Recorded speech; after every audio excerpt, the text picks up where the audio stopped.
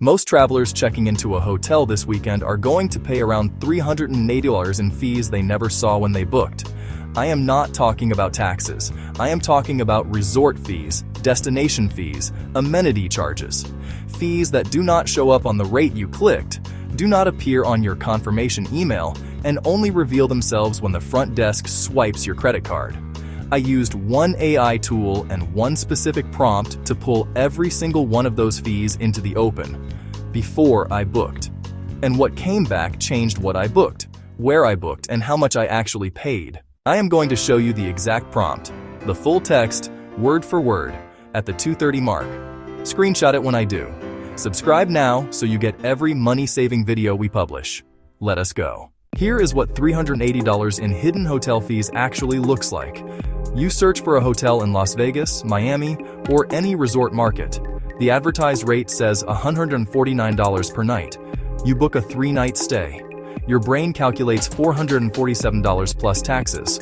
But what the booking screen does not show you, and what many hotels are legally allowed to wait until check-in to disclose, is the resort fee. In Las Vegas, resort fees average $35 to $50 per night.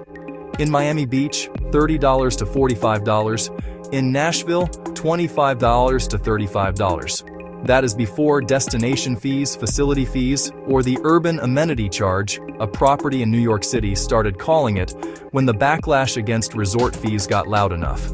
Added up across a 3-night stay, and $380 is not a worst-case scenario.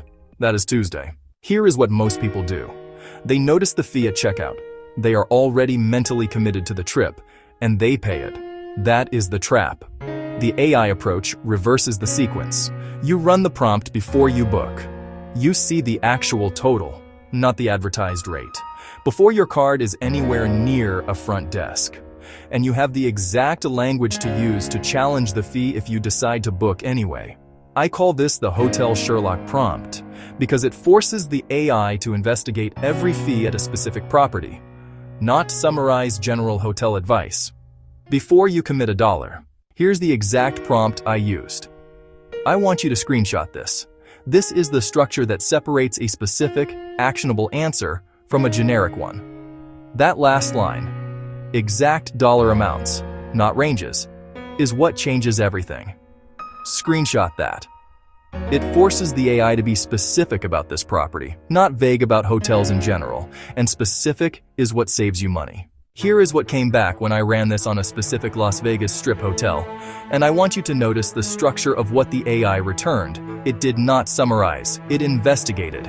It came back with, the resort fee at this property, $39 per night, disclosed only at check-in.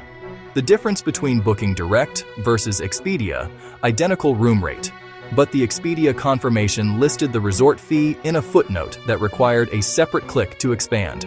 The waiver language, specifically noting that this property has a 30% historical waiver rate for guests who decline the pool and gym at check-in.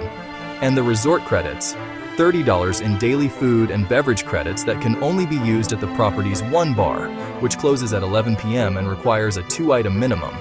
The math, $39 fee, $30 credit with restrictions most guests never redeem more than $15 of. Net cost, $24 per night. That is not a deal, that is the trap, labeled. Let me give you the actual numbers by market, because where you are traveling changes the math significantly. Hawaii is the highest average market in the country right now. If you are booking a resort stay in Maui or Kauai and you have not run the prompt, you are looking at fees that can push a $200 per night room to $265 before taxes touch it. The resort credits trap is the one that surprises people the most. The hotel markets a $50 daily resort credit as if it offsets the fee. Here is what the AI surfaces when you ask it to run the math. The $50 credit is often restricted to specific outlets, the pool bar, room service, or a specific restaurant that closes early. It typically has a same-day expiration. You cannot accumulate 2 days of credits for one big dinner. It requires a minimum spend. You get $50 back, but you have to spend $75 to trigger it. And in some cases, the credit itself generates a service charge or auto gratuity that reduces your actual return. The Hotel Sherlock Prompt asks about all of this before you book. That is the entire point. Now here is the most actionable part of this video. If you are already booked at a property with a resort fee, there is a specific set of words you can use at check-in that has a 30 to 40% success rate at independent hotels and boutique properties. Screenshot this step card. 10, 9, 8, 7, 6, 5, 4, 3, 2, 1. Got it? Let us continue. One more thing the AI caught that I want to highlight, and screenshot this too. Certain credit cards waive resort fees entirely as a card benefit. The American Express, Platinum, and Amex Fine Hotels and Resorts program waives resort fees at participating properties. The Chase Sapphire Reserve does the same at select properties through its travel portal. If you are paying a $400 annual fee for a travel credit card and you do not know which hotel fees it waives, you are leaving money on the table twice. Once to the fee, once to the card benefit you are not using. Here is the complete checklist. Screenshot this before you close this tab. Every item on this list is something the Senior Sherlock Prompt surfaces before you book.